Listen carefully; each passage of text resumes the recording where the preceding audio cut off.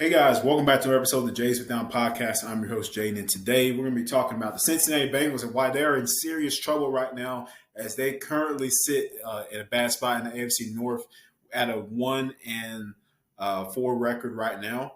Just lost to the Ravens on Sunday, like 41-38. Joe Burrow is been playing. He's been playing phenomenal this year. However, his team has not as a whole, and they don't look like they're playing championship football right now. So we'll talk about that, and we'll also talk about Robert Saleh and his firing this morning from the New York Jets, and I'll share my thoughts and opinions on that. But before we get there, make sure you guys hit that subscribe button right in front of your screen. Check us out right there. Also, check us out on all audio platforms, Spotify, Apple Podcasts, all that good stuff. Jays Fifth Down, exclamation point. You can find us there. And make sure, again, you get a copy of my latest book attached. Would very much appreciate the support. It's available for purchase on Amazon right now. I'll put a link in the description below. Make sure you guys go and grab a copy of that. Now, again, starting off here with the Cincinnati Bengals. This is a team that really, since their honestly, their AFC Championship run, they had a good year after that, the year, in 22. But it's really just since then, man. I don't know. Last year, the Bengals right now, like their defense has gotten progressively worse over the last couple of years, and I don't know what's going on with that exactly. I don't know if Lou Anarumo, if his scheme is not fitting certain players, or what the exact situation might be right there. Because they got talented players on that defense. We all know Logan Wilson's a dog. We know Trent Hendrickson's a dog. We know that Jermaine Pratt is a dog. Like, all these guys are great defenders. BJ Hill, like, huge piece on that defensive line after they lost DJ Reader to the Lions. So he's been an integral part of that defense. In the secondary, however, Cam Taylor-Britt, he's had his struggles this year, but he's probably their most consistent player in the secondary, along with Dax Hill, who's just injured, and he'll be out for the rest of the season. So a huge blow to that Cincinnati defense. But my thing is, for the Bengals, Joe Burrow has been playing, like I said, phenomenal football. He currently right now, I have numbers right here, he's first in the NFL in passer rating, 113.6 passer rating, tied for first with 40-plus yard passes with 5. He's playing great football. However, his team is not, like, they're losing games, and it's partly due to the defense. Now, in week 1, they lost to the Patriots. Like, the offense was not looking good at all. They were struggling. So, some of that blame can go on him. It actually will go on all offense. That goes on the whole offense. The play calling as well was not the best in that game. Against Kansas City, he played good. Defense, things like that. It's just been the defense, man. It's been the defense. They lost to the Commanders in week 3, so their only win, again, coming against the Panthers in week 4, where it's when the offense really, was consistent. Probably the second game where they looked really consistent, playing good football across the board, moving the football on the ground. They were able to do that on Sunday as well. Jamar Chase got involved heavily, over 150 receiving yards, a couple touchdowns on Sunday. T. Higgins also getting his targets, his catches, and stuff like that. Offense is looking good. I'm impressed also with Chase Brown and how he's looked at his touches running the football for the Bengals. So it's just, however, the problem is the defense, and it's the offensive play calling. Zach Taylor right now, Robert Saleh got fired this morning. Zach Taylor, if I'm being honest, may not be too far behind. If he continues this situational play calling that has not been good, that is this very odd and questionable decision making in these late game moments by him, he'll be out of a job soon as well. So I don't know exactly what the real issue is right there, but I do know the defense has got to play a whole lot better. Yes, they get into the nitty gritty part of their schedule.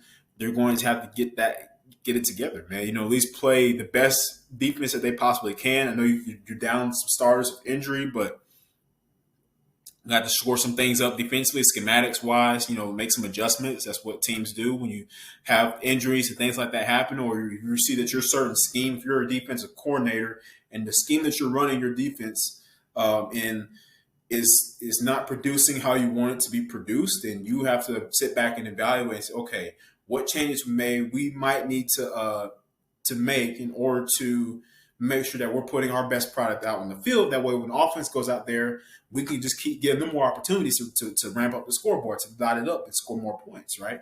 And so Lunan Rumo, as a defense coordinator, he's got to do a better job of that. And he's got to sit back here and make the adjustments. Him and Zach Taylor and that defensive staff have got to figure out the best way to put this defense in a good position. That way they're not getting killed every single drive going up and down the field. Now, part of that can be execution, poor tackling. It's another thing I noticed with this team. Coverage busts, so it's some of that's going to be with some players not getting much experience and much playing time. All those things they will fix themselves over time. But schematics wise, they might need to make some adjustments. And that happens sometimes in football. You have to make those adjustments. You have to adapt when your team is not doing something, whereas offensively or defensively, when your team is not producing the way that it can produce. And we've seen this Bengals defense play really good football, especially in the playoffs, playing against Patrick Mahomes and quarterbacks like that, Lamar Jackson. These really good offenses, like playing some they can play some defense. Like, these guys are talented. They're not scrubs. They're not, they can play. It's just, I don't know what it is that's kind of keeping them that's holding them back, and that's forcing the Bengals to be in these bad situations offensively, and they're not able to go down the field and win the game. We're only 5 weeks into the season. I know it's still early, but it's still a concern for me as a football watcher, as an analyst watching this team play. And their defense is still an issue. There's a problem going on there that they need to fix quickly. Otherwise, it can start to spiral out of control. And it won't matter how many points they give up, because or how many points they score rather, because they're giving a lot more points up than that. And Joe Burrow can play lights out as much as he wants to, but if his defense does not hold up their end of the deal, then it won't matter.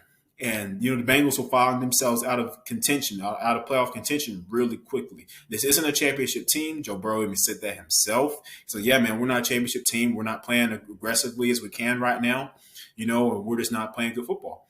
And that's the case. Yeah, I absolutely agree. That's a good job by him taking ownership as a quarterback and leader of this franchise to address that. And the play calling is suspect when your own receivers, Jamar Chase and T. Higgins, commenting on how the offense was not being aggressive as it could be, not pushing the ball down the field as much as they could be.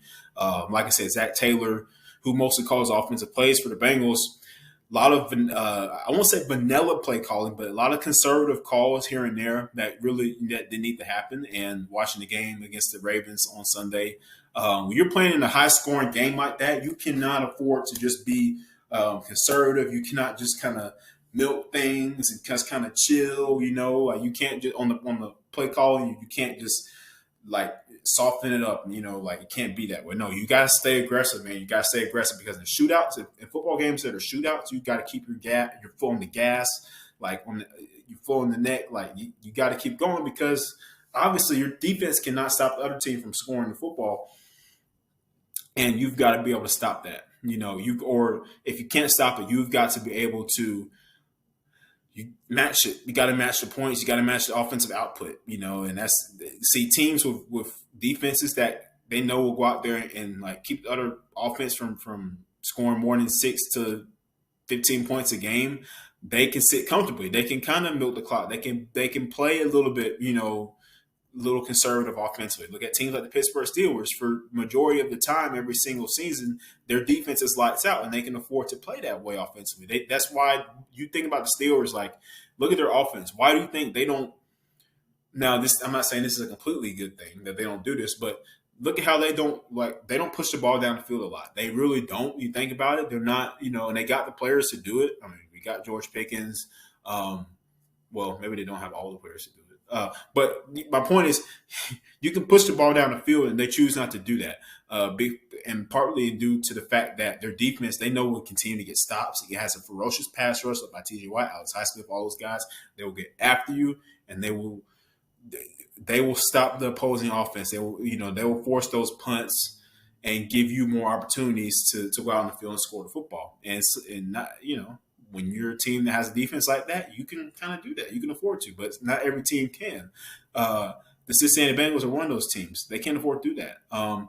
So either the defense is going to have to shore up and fix the problem areas, or the offense is going to have to continue to match that output each and every week and hope that they get the ball back at the end of the game. You can't really play week to week in the NFL thinking like, like that's just going to happen and you're going to be able to score just on these last minute field goals and plays. You're going to have the ball last, and like it's a very stressful way to play football. If you're hoping, if that's how your team is managing throughout the season, from experience, I that's not a comfortable way to play football. You want to be able to play with comfortably, but still play aggressively but comfortably, not having to go out and match the other team. That's not a good thing to do. So those are my thoughts on that on the Bengals. Now switching gears to Robert Saleh getting fired by the New York Jets this morning.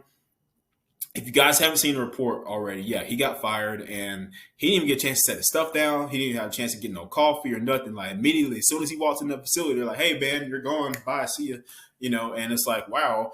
After 5 weeks, he's out. And my thing with Robert Saleh is that I never really was a huge fan of him as a head coach. I thought he was a great defense coordinator when he was in San Francisco, and I think he's done a good job. Him and Jeff Ulbrich, former Atlanta Falcons assistant defensive coach, who's now the defense coordinator in New York and is now the interim head coach since Robert Saleh has gotten fired. But building that defense up and making them really like just one of the only reasons the Jets have been competitive the last couple of seasons has been because of their defense. Going out and getting guys like Sauce Gardner, and continue the continued growth of guys like Quentin Williams and DJ Reed, like CJ Mosley, like all those guys on that defense. They play good football. However, offensively is where the issues have been. And Woody Johnson decided, hey, you know what? We can't like hit the panic button. It's like, hey, you know what? We can't keep forcing this keep happening. And so they cut Robert Saleh out, fired him this morning. So I expect him to definitely get some interest for other coaching jobs, whether that's as a DC or as a head coach somewhere else in the league.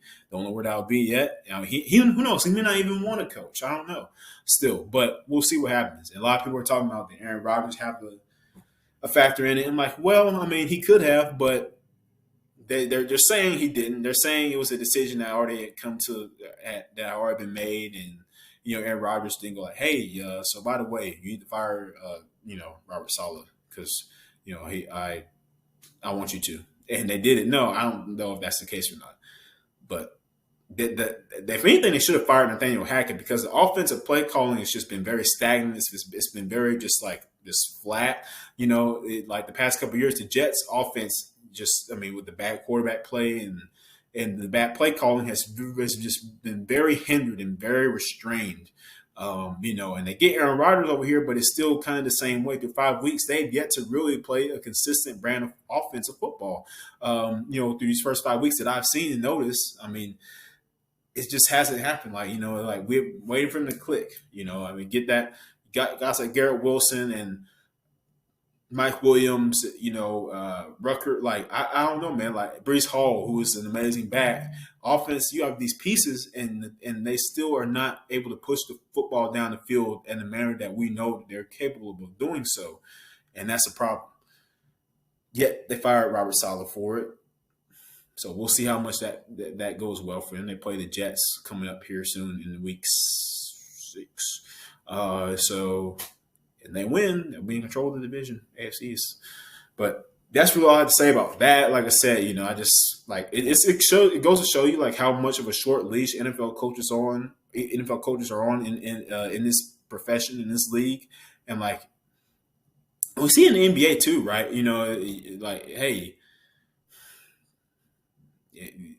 if they bring you in and if you don't immediately kind of pick things up, or even if you're a coach who's like, hey, he's had 2 years and like he still haven't gotten the team to where they know, that they can be, then you're going to get fired maybe after 1 or 2 years, And so that's one of the things that you see with the Jets. Robert Saleh now out there in the free agent market as a coach. So we'll see if he gets any interest from anybody, but thank you guys for tuning in to the show today, Dre's Fifth Down. Like I said, make sure you guys hit that subscribe button in the right corner of your screen, right there. Hit that button, guys. Please hit that button. Help us out here on Dre's Fifth Down. Follow us on the socials, Twitter, Instagram, TikTok, all that good stuff. We're also on audio platforms such as Spotify and Apple Podcasts, so you can listen to the show there when you're on your way to work or where you're working out or walking to class, whatever you're doing. Make sure you check out Jay's With Down, exclamation point. Type it into Spotify. We're right there. Make sure you give us a follow. We'll see you next time on the show.